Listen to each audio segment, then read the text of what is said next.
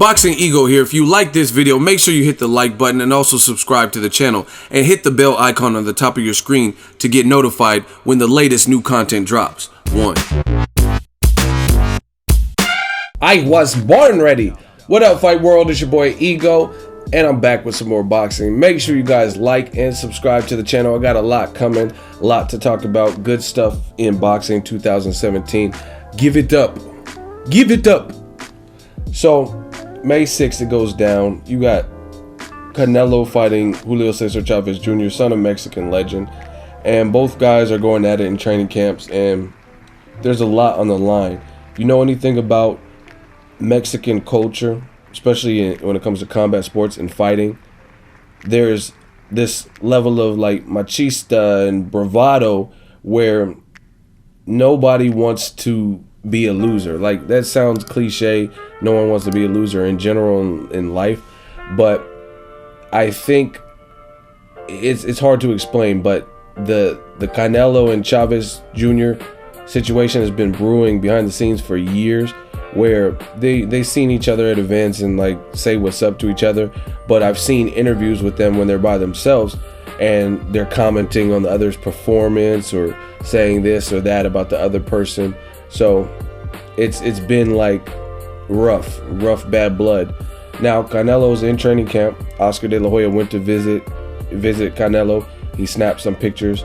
I did a video, Ego Weight Watchers video. Make sure you guys check it out. And I told you guys Canelo he's bulking up nicely for the move up in weight. As you guys know, his last fight campaigned at 154 versus Liam Smith. To me, he looked kind of dry at the scale, but Liam Smith, not being a world beater, not having the big fight experience, even though he was taller, he just didn't have nothing for Canelo, and Canelo had a good dominant performance, which we all expected. Now this is a tougher fight with Chavez Jr., and it's not even really based on the skill for skill, because you have to rate Canelo based on his accomplishments and what he's displayed at a higher level than Chavez Jr. However, I've seen time and time again in boxing where a guy can have more raw skill, better speed, but sometimes a bigger guy who has some level of skill, he can even be just offensively, they can beat him. Like, for example, Marcos Maidana versus Adrian Broner. If they were the exact same size and Broner hadn't jumped up recently from 135 to 147, he might have been able to beat Marcos Maidana. You know what I'm saying? If his power was good and he was acclimated and stuff, because even in the fight where he was badly hurt at least twice, got knocked down twice, he in the later rounds hurt Maidana. You know what I'm saying? And showed tremendous heart. So had they naturally been the exact same size, then, you know what I mean, could have possibly been a different fight. But the fact that Maidana's a good fighter, he improved his jab and improved his stamina, on top of him already being awkward and unorthodox, it made for a competitive fight. But skill for skill, I think Broner dazzles more. His hand speed, he's faster. I would say he's just overall more athletic, and he puts more variety to his punches than Maidana. But Maidana, just being a big, tough, and determined guy, he was able to beat Broner. So sometimes that happens where, again, skill for skill, a guy could be more skilled, but he's fighting a naturally bigger person. You never know, because Broner, you fighting Gavin Reese and smaller guys, it's a different ballgame. In the MMA, we've even seen it versus Conor McGregor. Nate Diaz has skill, he can box, but I think Conor McGregor has an awesome stand-up game, his technique and stuff. But we've seen Nate Diaz beat him because they campaigned. Conor McGregor was fighting at featherweight, and his fight with RDA got canceled. RDA pulled out with the leg injury or whatever, and he said, I'll fight Nate Diaz, spur of the moment, I'll fight him at 170. And you've seen he had problems up there. That's why when he narrowly beat, and some people thought Diaz beat him in the rematch also, but on paper Conor McGregor won, and he started off well, but he seemed to fatigue in that fight in the later rounds. You know what I mean? Rounds 4 or 5, he didn't look that fresh, and he was literally running from Nate Diaz and looking up at the clock to evade, because when you have a big guy who's tough and you're throwing your heat at him and he's still putting pressure on you and still coming forward, he's leaking, he's bleeding, he's cut, he's banged up, he's bruised, all of that, and he still keeps coming at you, that's something you have to deal with. You have to be in tremendous shape to do that. Like, pop, pop, pop. You know what I mean? Especially if you blow your wad early, pause, where you just unload the kitchen sink and the guy's still coming. I even seen it with Lucas Matisse versus Ruslan Provodnikov. Watch those first 2 rounds. Matisse hit Ruslan with some shit. And we all know Lucas Matisse has cracks, but Ruslan is just a tough son of a bitch. And he just kept coming and kept coming. And as the fight wore on, Ruslan had some success and started to hurt Matisse late, but it was just, he took too much punishment early and it was too little too late. He kind of started too late. But when you have size differentials, you don't know. Canelo's more talented, but Chavez Jr. has talent. He has talent, especially when he applies himself. Plus, he has a weight advantage. So I'm looking forward to a good fight. Canelo, as you guys seen in the pictures and whatnot, he's sparring naturally bigger guys. He's moving up. He looks comfortable. And I know he wants to beat the brakes off of Chavez Jr. just for pride's sake.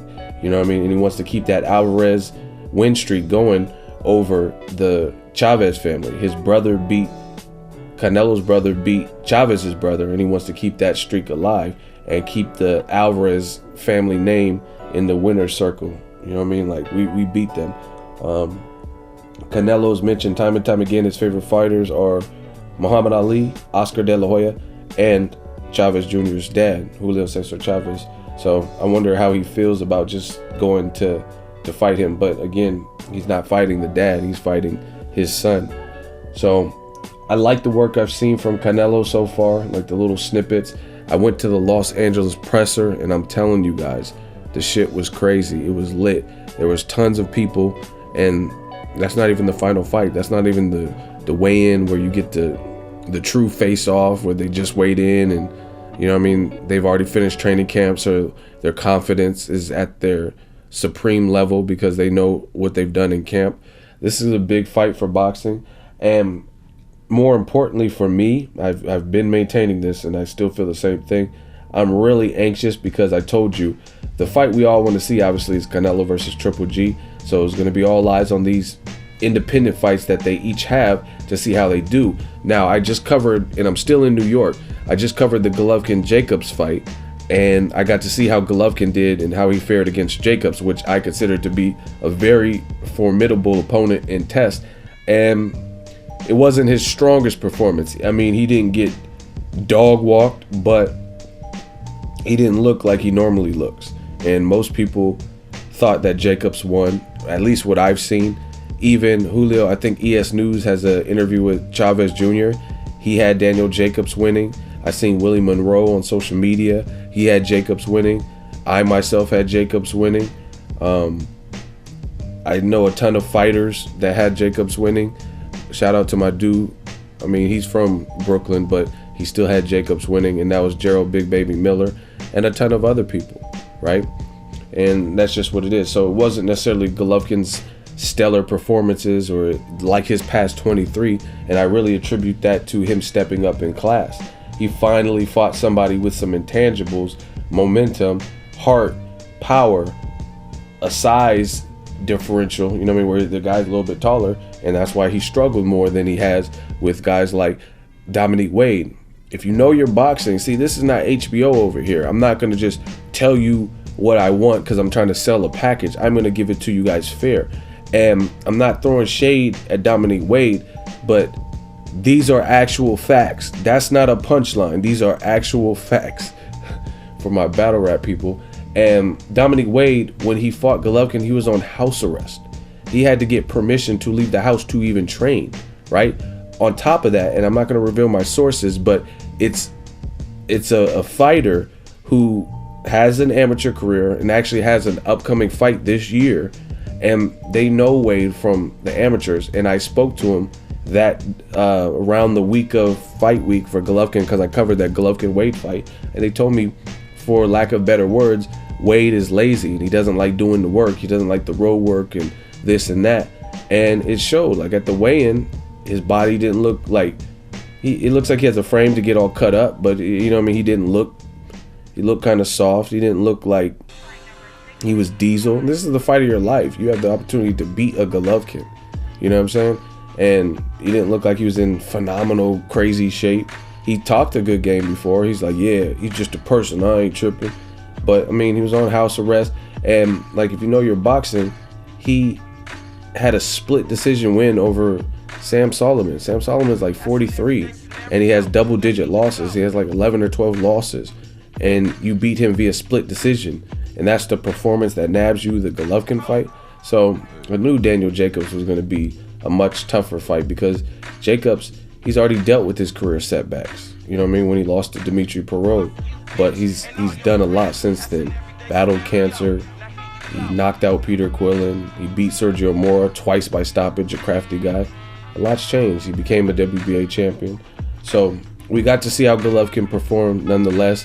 They gave him a unanimous decision for whatever reason. Even if you had him winning, there's no way it should have been a unanimous. I don't see how 3 judges just seen it so clean for Golovkin, but whatever. He won. The powers that be, you know what I mean, gave him a unanimous decision.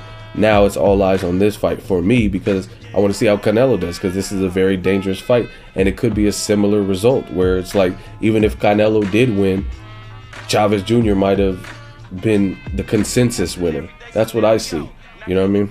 But let me know what you guys think. I'm glad that we're getting some competitive fights from these fighters because, I mean, Canelo, in my opinion, he didn't have a good 2016. Amir Khan, I made 7 reasons why the fight shouldn't happen when it was immediately announced. I knew the outcome of that. That was an easy outcome. And it's no shade to Amir Khan. It's just the size differential. You know what I mean?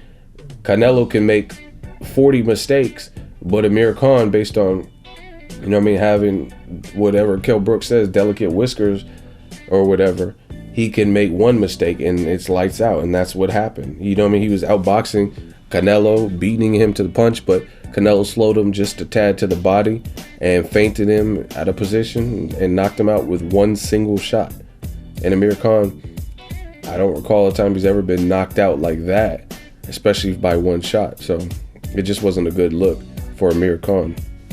But Chavez Jr. is the biggest opponent with the most pro-level experience that we've seen Canelo face in quite some time, right? So I'm anxious for the fight May 6th. Let me know what you guys think. Drop it in the comment section. Canelo looks like he's in great shape. He looks like he's in dumbass shape right now. So I'm looking forward to it. And I want to, obviously people are going to use this as a compare and contrast. Golovkin versus Jacobs, his tough test. Now Canelo versus Chavez Jr. and see how both fighters do. And I'm telling you, if Canelo goes in there and looks like remarkable at this new weight, with this Canelo weight past 160, north of 160 versus Chavez Jr., then I'm picking him to beat Golovkin if they fight each other, because it's just, I've been slowly but surely kind of leaning towards the Canelo side, when this whole time I was thinking Golovkin would probably be too big and strong. And it's not even by a landslide, but I think if Canelo looks good at this new weight, I just really think that the momentum is shifting towards him beating Golovkin. But again, he has to get past this next test, and to me, this fight could be tougher. The Chavez Jr. fight might even be tougher than the Golovkin. And the reason I say that is because I know my fucking boxing. And the difference between Chavez Jr. and Golovkin is this. They both have power, but Chavez Jr. is the true Mexican style. And I'm not saying that because he is Mexican. I'm saying it because based on what Golovkin has named Mexican style, Chavez Jr. stays more true to that with his style than Golovkin. Plus, Golovkin's a small middleweight. He has power, but he's a smaller middleweight. Chavez Jr., he rehydrates to unheard of proportions. Like versus Sergio Martinez, he looked like 193, 195 or something. He looked huge next to Maravilla. Pause. You know what I mean? Golovkin, he's probably kind of in line with whatever Canelo rehydrates with. You know what I mean? Because they're about the same at their 30-day weigh-in. Plus, again, Chavez Jr. is the real Mexican style because he could take a beating. And I'm not saying that's all Mexican fighters. I'm just going off of what they said Mexican style is. But Chavez Jr. can take a beating. He's brutal to the body, like when he lets his hands go and his inside fighting. And then third is he applies a constant pressure. No matter who he's in there with, Andy Lee, hard puncher, or a moderate puncher like Brian Vera, or Sergio Martinez, a southpaw slick puncher, right? He still has the same MO, and that's to come forward. Fonfara's big ass, and I know Fonfara. Shout out to my dude Fonfara. He's a light heavyweight, and he's big. You know what I mean? He's legit like 6'2", 6'2 and a half. And Chavez Jr. doesn't change his identity. Golovkin does. Golovkin, if he's in there with the puncher like Jacobs, he shows mad respect. If he's in there with Willie Monroe with 6 knockouts, he's not going to show you that respect because he knows he can walk you down and, you know what I mean, take a couple of shots maybe. And I'm not saying they're free shots, but he knows that the guy can't deal with what his onslaught is and probably can't hurt him enough to the point where it's going to deter him. But he knows Jacobs can knock your block off, and he felt that because Jacobs was doing a great job going to the body, and you could feel somebody's impact on you. So bottom line, I'm looking forward to the Canelo Chavez Jr. fight, and I think the Chavez Jr. fight might even be tougher for Canelo. And if he passes with flying colors, then I'm picking him to beat Golovkin if they fight. Let me know what you guys think. Drop it in the comment section. Make sure you share the video, like the video as always. Hate, comment, and subscribe. Till next video is Ego signing off. So if you enjoyed this video and want more content like this on the channel, you can show your appreciation by going to the PayPal donate button or the YouTube support button, and you can donate any amount that you feel is equivalent to the value of this video. Much more to come. Thank you guys for your support. Boxing Ego, the future of boxing.